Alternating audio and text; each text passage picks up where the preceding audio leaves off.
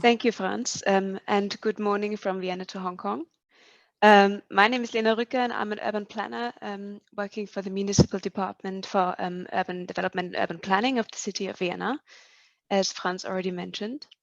And today I have the honor to give you some insight into what makes Vienna both livable and smart at the same time.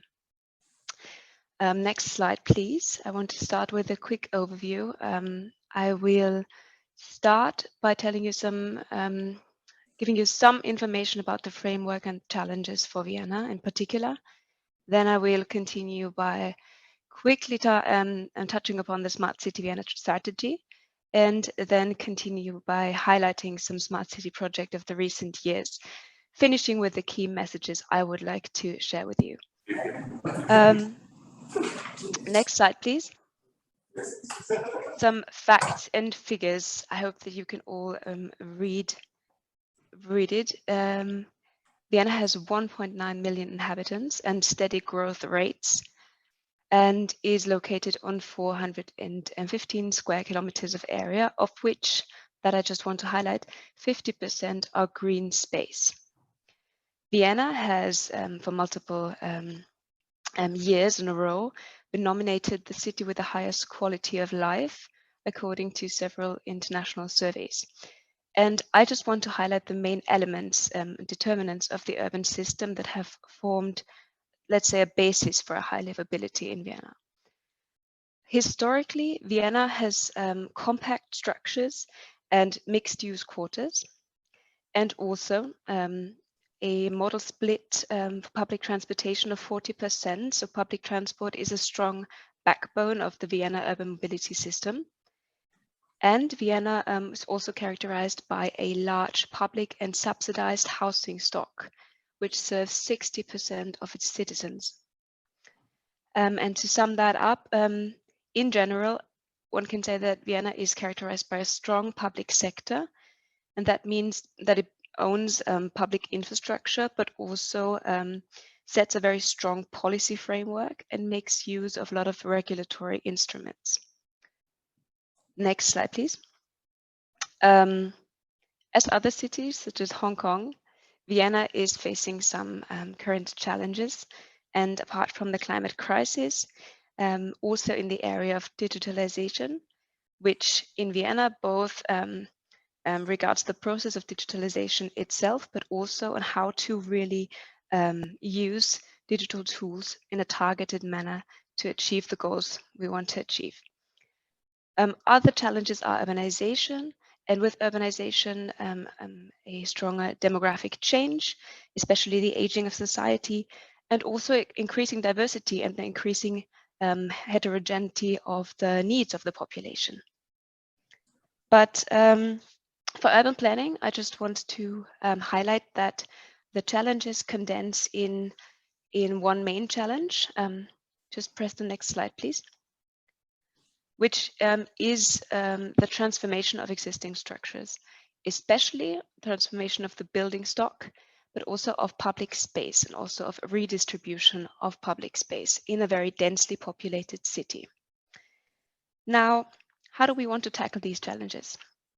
The Vienna Smart City Initiative has a long history, and I would like to start by mentioning the motto of the Smart City Vienna, which is to create high quality of life for all residents with the greatest possible protection of resources through social and technical innovations. So what does that mean? We follow the concept to not impose technological or digital concepts on the city and its citizens, but rather to tackle societal challenges such as climate change or socioeconomic disparities with a very targeted use of digital and also social innovation. And that I just want to point out that sustainable development in Vienna is not seen as a contradiction to a high quality of life, but is the prerequisite for it. Because by assuming joint responsibility and by resource conservation and also targeted use of modern tools and technologies, we can create new technologies, new qualities that can secure and also increase the quality of life for everyone in the city. So following that understanding, the Smart City Strategy Vienna has sets the framework for our long-term development and also sets out strategic goals. And it has just in the beginning of this year been revised for the 4th time, and is meant to lead us towards carbon neutrality by 2040. Next slide, please. So that is our aim, carbon neutrality by 2040. And as you can see from this little graph is that the efforts in the building and in the traffic and transport sectors will be essential in whether we can reach that goal or not. So with the next slide, I just want to highlight 2 of our smart city goals for the building sector, just to show you that we have different dimensions that we are addressing in our goals. One goal is the reduction of the per capita final energy consumption for heating, cooling, and hot water in buildings. And the other one regards to make greening, shading, and passive cooling measures a standard in newly constructed buildings by 2040. And now I just want to showcase several projects and programs that we have recently or are currently implementing. And I just want to say that before I start, as you will notice, we always work with different approaches and combine different approaches in order to achieve, let's say, a variety of results that will benefit all segments of the population. And data and technology are, for many measures, an essential part, but they are always only one part of the solution. Now, next slide, please. I want to start with a model or an instrument that has been implemented in Vienna since the 90s, which is the model of holistic block refurbishment. Because in Vienna we have very old quarters with complex ownership structures, and the city has implemented this instrument in order to both organizationally and sometimes financially support the different building owners in the development of a joint refurbishment concept, and thereby saving cost, but also unlocking some synergies and making adaptation measures in public space possible as well. And this kind of model is still being used, but today the focus of the refurbishment program has shifted a little bit. We are not focusing so much anymore on single buildings or single blocks, but on whole quarters to make them climate adapted. That means both the refurbishment of buildings, but also the transformation of the energy systems on a quarter level. And next slide, please. I just want to mention one particular example because the city, of course, has a very restrained public budgets, but it is in recent years offered more information and also counseling to private citizens, but also business owners in how they can refurbish their houses most cost efficiently and climate friendly, but also how, which kind of renewable energy models might be suitable for their different kinds of buildings. Next slide, please. Another set of measures is in the area of greening buildings. And I just want to highlight this as well, because here we work with different combination of approaches. There is, of course, information and consultation, like in the refurbishment area for interested owners, for private citizens, but also for businesses about the different technical options, but also funding options. There are direct subsidies as well, small-scale subsidies for citizens and businesses. But there is also a recently introduced zoning and development plan regulation that stipulates that since 2020, all newly constructed buildings must have either a green facade or a green roof. So that is where we combine regulatory instruments with information consultation, also subsidies. Next slide, please.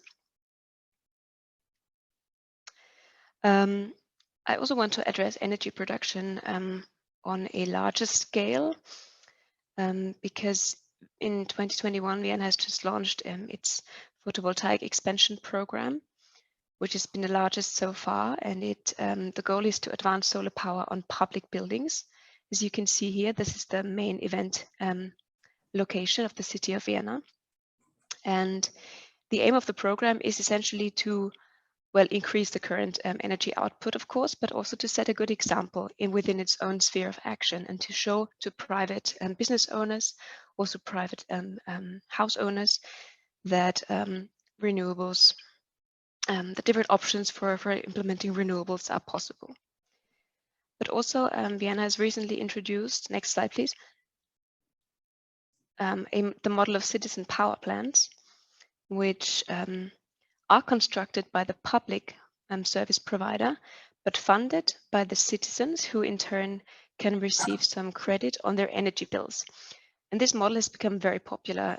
You can find citizen power plants across the city, and I've just put one example on the screen here, which is a power plant located in the city center in the 3rd district on top of a mall. The next slide, please. Now, continuing with the energy, because it is also generated through waste incineration in Vienna. We have 4 waste incineration plants that, of course, recycle many tons of waste every year. But this specific waste incineration plants also creates electricity and heat for hundreds and thousands of households. And the interesting thing is that it is located right in the city center. It is surrounded by residential and mixed-use buildings, and that is only possible because it uses modern environmental filters and flue gas treatment systems, and it significantly falls below all legal emissions for the waste incineration sector. So it is will continue to remain just right in the city center. One more project in the area of the building sector, next slide please, is a, let's say, solely data driven project. It is the first BIM-based digital building permit that Vienna is currently testing and will be implementing in the standard procedures in the future. Brise is a tool that uses 3D technology and building information modeling, as well as artificial intelligence, and also augmented reality for visualization. And essentially it allows us to, on the one hand, accelerate current processes in building permits, and also to it allows the project to realize the very complex ecological requirements that have recently arisen in a more standardized and more transparent way. Now, next slide, please. I want to round off the smart city projects in the area of building with a subject that is often connected to Vienna. That is the new social housing program. Now, recognizing that there is a rising demand for affordable but also high quality housing, Vienna has recently decided to take back up its scheme of building municipal housing units. It is currently building 4,000 units, and these units meet all requirements regarding energy efficiency and also implement renewable energy models wherever possible. But at the same time, Vienna also continues to offer subject and object-based subsidies. And it has recently introduced another zoning regulation, the subsidized housing zoning regulation, that aims to secure more land for social and affordable housing. So it stipulates that in every newly zoned plot of land, 2/3 of the area of the plot of land must be reserved for subsidized housing projects. Now, next slide, please. I want to also give you an overview of the field of mobility and transport, just highlighting 2 strategic goals. One is a classic. It's the rise of the share of eco-friendly modes of transportation. But the other one is to promote and realize the concept of the 15-minute city across the whole city. Because of course in Vienna there's several districts where the 15-minute city is not yet a realistic standard. Next slide, please. I want to point out that in Vienna, there are many different measures being implemented in order to support the sustainable transition of the transport system and mobility system. But I would say that the overarching goal in all our measures is not only to reduce emissions from the transport and mobility sector, but more importantly, to really redistribute public space and to make it more attractive, to make it more climate adapted, as we think that this really forms the basis for a long-term change of individual mobility patterns. Now, why is this so important to us? Because the redistribution of public space is also an issue of solidarity within a city. In Vienna, like in most cities, car ownership is not evenly distributed among different income groups, different households, and usually, while upper income own the largest share of cars, the lowest income households are the ones that are disproportionately negatively affected by emissions, by noise, and by a lack of road safety. So that is why this is our main goal, and therefore we must redistribute public space, and we also count streets and parking spaces to be a part of public space. That has just not been transformed yet. Now I just want to highlight some examples. Next slide, please. For measures of traffic reduction or traffic calming. Of course, traffic reduction is not done overnight, and often in Vienna, the transformation processes start with participation and information. As shown in the first picture, it is quite common to work with temporary measures, temporary roadblocks, and interventions in public space in order to, on the one hand, inform the public, but also to collect their ideas and their wishes and to test out new uses and also prepare the transformation. But also in recent years, we have realized many permanent, small scale and larger scale projects across the city, and that ranges from narrowing streets, but also the elimination of parking spaces in order to create room for green and blue infrastructure, but also to the creation of entire pedestrian zones all over the city. And I want to give you an outlook because we don't want to stop at single pedestrian streets and pedestrian areas, but by 2024, cars are supposed to be largely eliminated from a whole district, the first district of Vienna, and that is supposed to be enabled by digital supervision and sanctioning. So in Vienna, that model has been chosen over the previously discussed congestion charge, that I think might be a topic in Hong Kong as well, because in Vienna, we do not regard congestion charges as purposeful, especially socially purposeful, because those that can continue to pay the congestion charge will just keep up their mobility patterns as they used to. Now, next slide, please. I want to highlight how we combine traffic reduction measures and the transformation of public space with one specific example.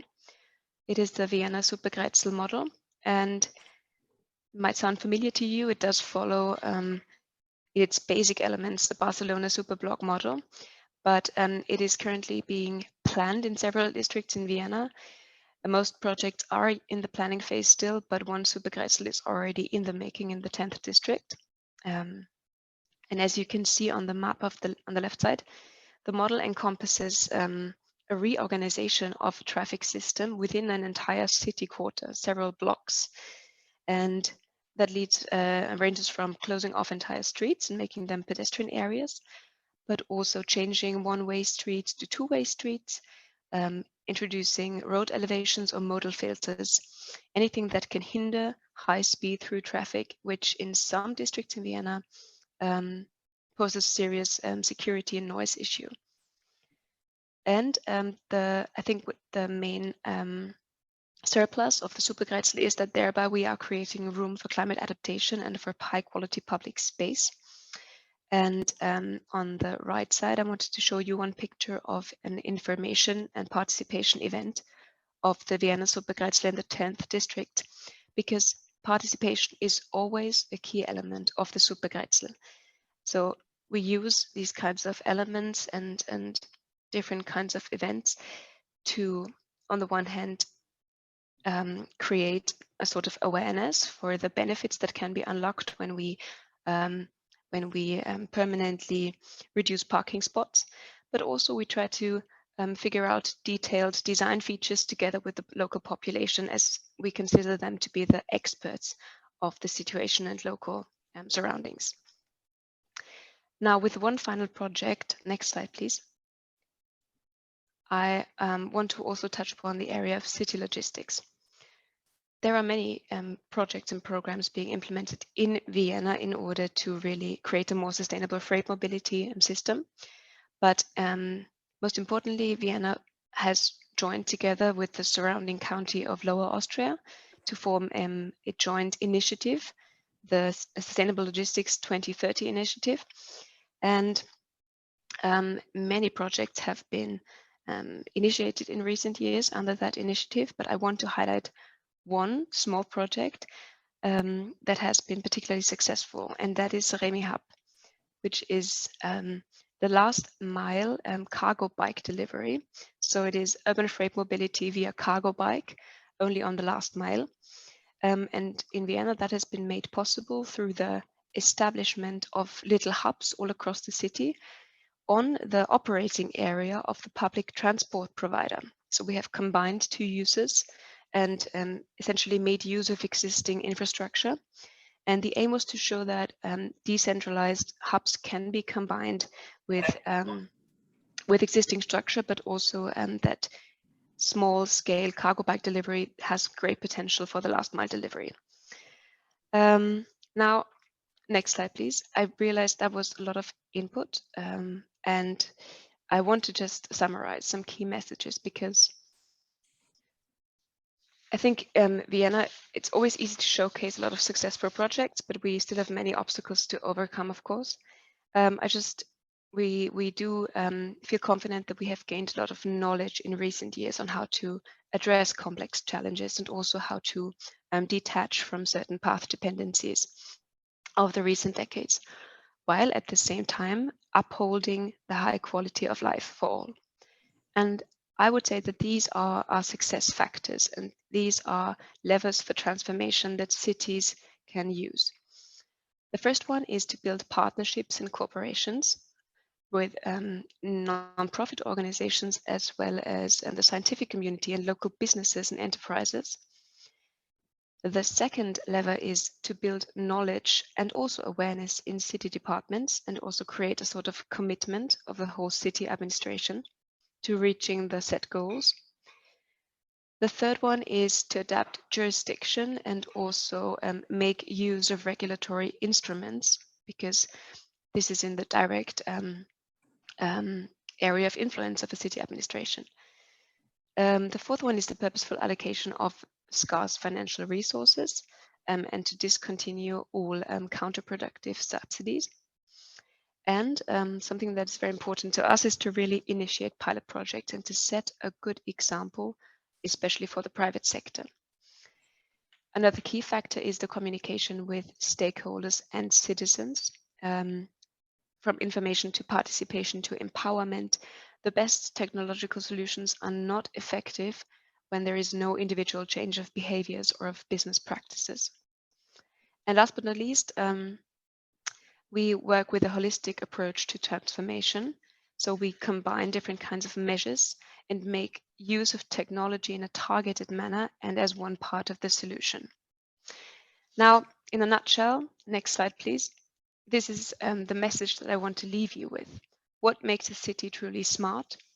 To not only decarbonize, but to create climate and future-proof livable spaces for all. On that note, I wish you a stimulating exchange, and may the productive and valued relationship between Vienna and Hong Kong continue. Thank you very much.